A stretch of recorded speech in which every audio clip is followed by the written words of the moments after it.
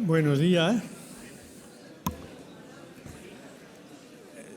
Yo quería hacer con vosotros una reflexión sobre la importancia de los fitosanitarios a lo largo de la historia. Y el tema es muy complicado, muy complejo, muy largo. Tenemos muchos datos históricos, afortunadamente, que no los conoce casi nadie. Pero yo me voy a limitar a dos plagas paradigmáticas. Una, que es de una naturaleza como un volcán, como un tsunami, como una tormenta, de origen absolutamente natural, impredecible.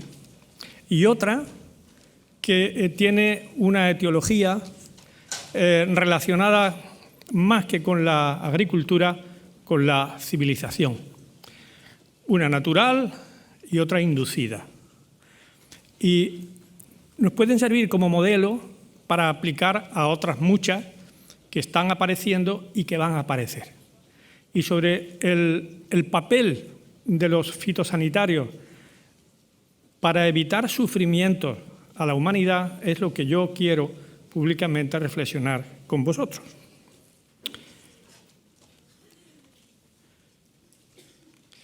Fijaros en ese párrafo que es de Moisés, del Génesis, donde realmente vemos cómo las plagas de langosta eran ya unas plagas que nos vienen de la mano de nuestras fuentes históricas, de nuestra civilización. Ahí tenéis un bajorrelieve de la dinastía sexta de Egipto, donde tenéis representado perfectamente una langosta. Estamos en el año entre el 2340 y el 2160, ya eran unas plagas. Y este otro, que es un papiro de Kuán, entre el 1400 y el 1411. Pero nos encontramos con una sorpresa. Es que los españoles siempre hemos sido unos adelantadillos en la civilización. Fijaros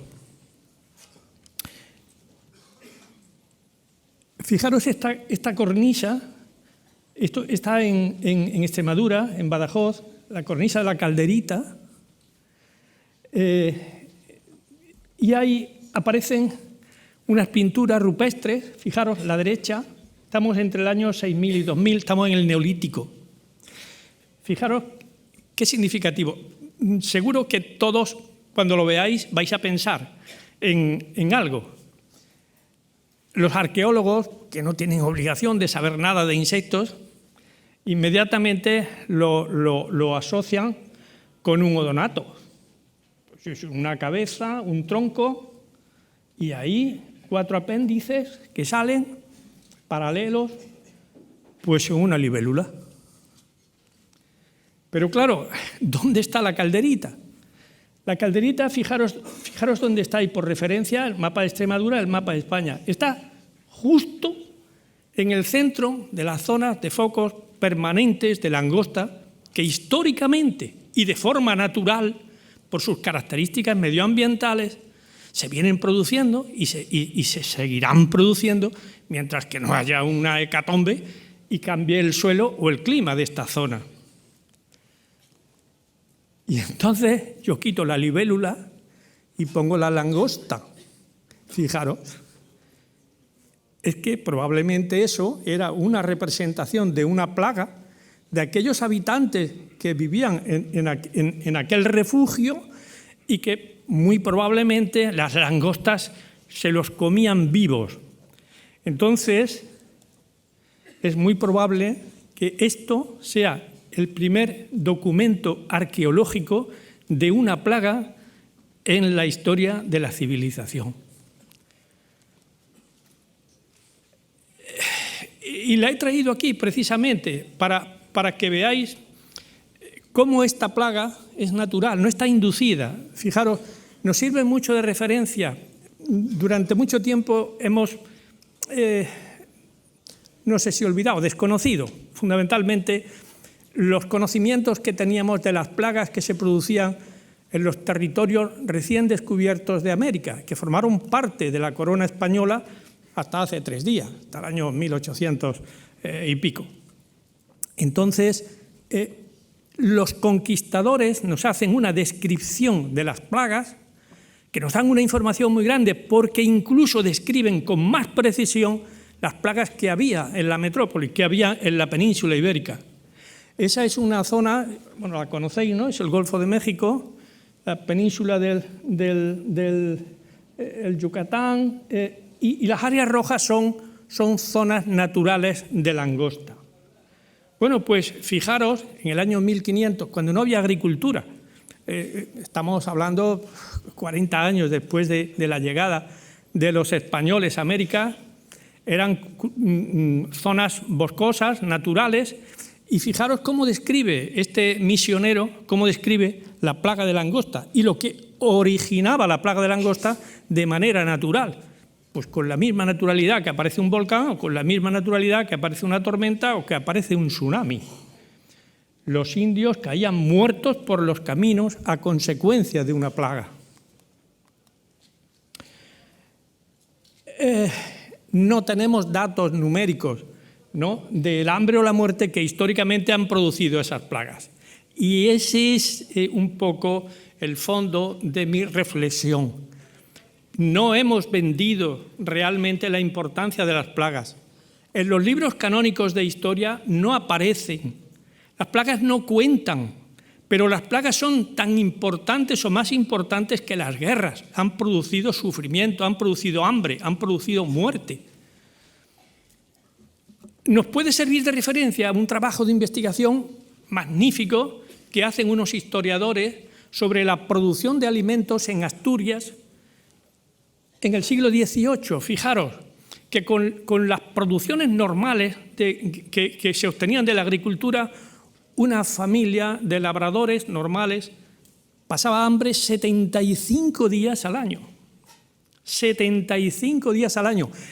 ¿Y por qué es significativo Asturias? Porque Asturias está fuera de las plagas de langosta, y las plagas de langosta hasta hace 3 días eran las plagas predominantes. Más del 80% de todas las plagas censadas en España son de langosta.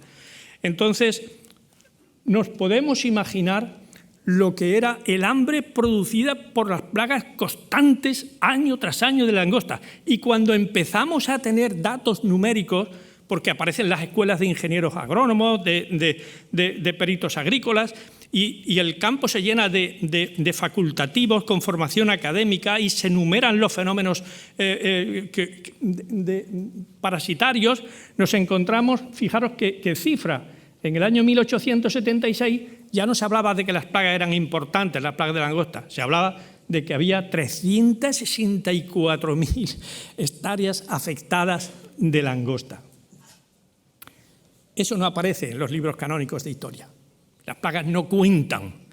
Y como lo vendemos muy mal, pues es muy explicable que todos los que nos dedicamos a esta actividad tengamos un escaso reconocimiento social. Fijaros, así se combatían las plagas de langosta.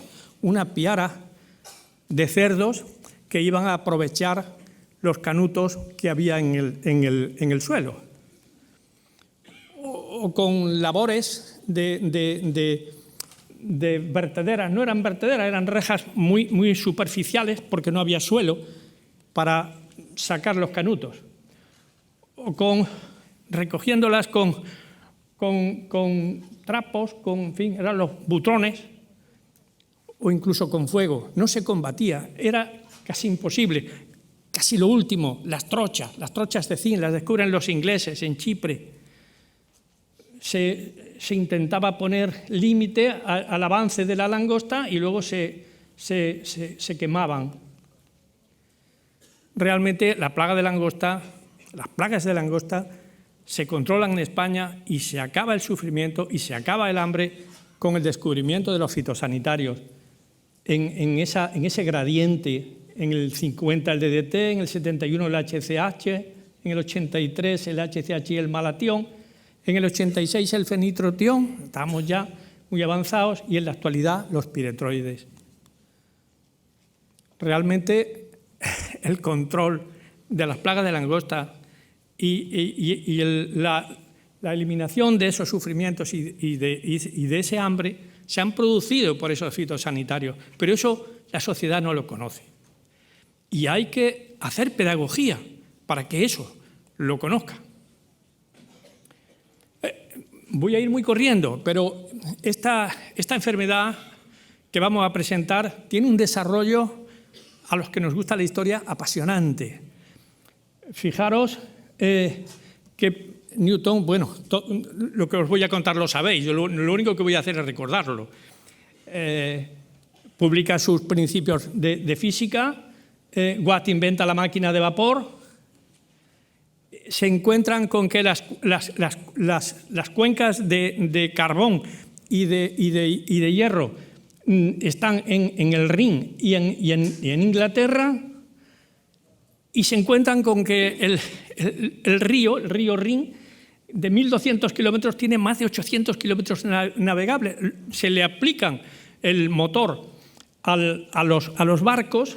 Imaginaros que desde esas cuencas se trasladaba el carbón y se sacaba por el Atlántico por Rotterdam. Entonces, esa explosión de desarrollo que es la revolución industrial,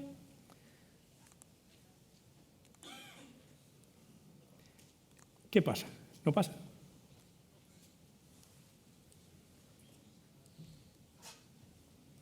Esa explosión se puede mantener gracias a que, por una parte, se aplica a los telares y la gran afluencia de personas que concurren a esas cuencas tienen una facilidad para abrigarse, pero por otra parte, la patata juega un papel asombroso.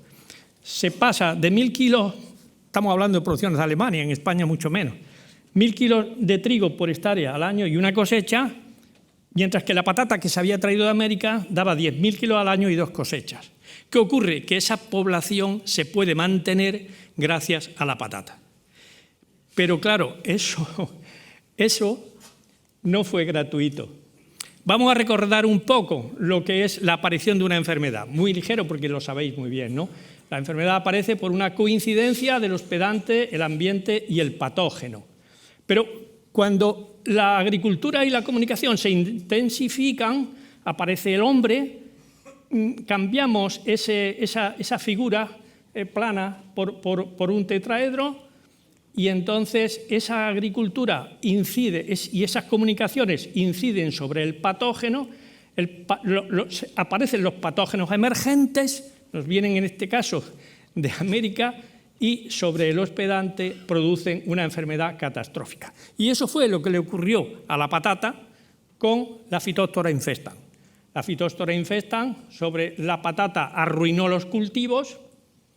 El mildio entre el 43 y el 45 rompe toda la economía del centro de Europa, de Irlanda fundamentalmente, de Países Bajos, Prusia, y se produce una muerte de más de 1 millón de personas en Irlanda y una emigración de más de 1,5 millones de personas. Esta catástrofe no aparece en los libros de historia con la consideración que debería de tener. Bueno, pues aquí tenemos a Antoine de Bary, el padre de la patología vegetal. Identifica en el año 1861 la Phytophthora infestans, y Amilles Lardais, que fue discípulo suyo, descubre el caldo bordelé, y con uno y con otro se acaba ese problema. Entonces, está claro, en los dos casos, las dos plagas, una de aparición totalmente natural y otra inducida o favorecida por la cultura, en el mundo occidental, afortunadamente, gracias a los fitosanitarios, todos aquellos sufrimientos son historia. Pero no nos podemos dormir en los laureles. Fijaros, ese mapa que tenéis ahí, desde el año Fijaros, esta es la Schistocerca gregaria, es la langosta africana, prima hermana de la nuestra, del Dociostaurus marucanus.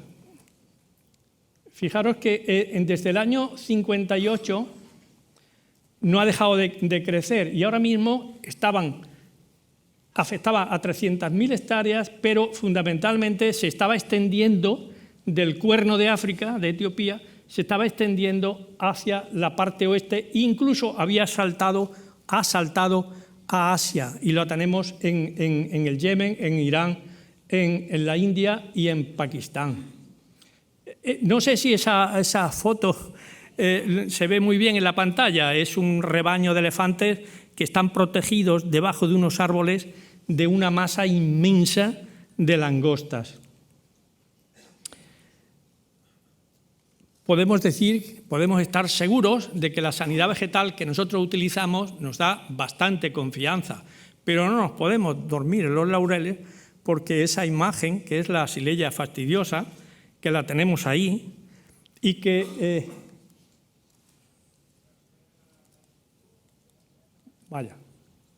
está transmitida por más de 90 especies de cicadélidos y que está afectando a 200.000 hectáreas en Puglia. La tenemos en España, la tenemos en Portugal. Es un aviso muy serio de a dónde podemos ir si prescindimos o hacemos una política muy alegre de prescindir de los fitosanitarios.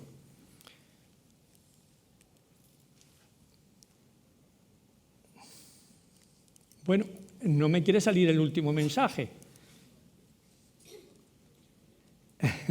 Era el colofón. Yo lo único que quiero apostar es que, por una parte, visibilicemos la importancia de los fitosanitarios en el control de las plagas y las enfermedades. No estamos hablando de una cosa pueril y, por otra parte, la solución que tenemos es más investigación y más formación, porque no nos queda otra. Y nada más, era una reflexión pública que yo quería hacer con vosotros. Muchas gracias.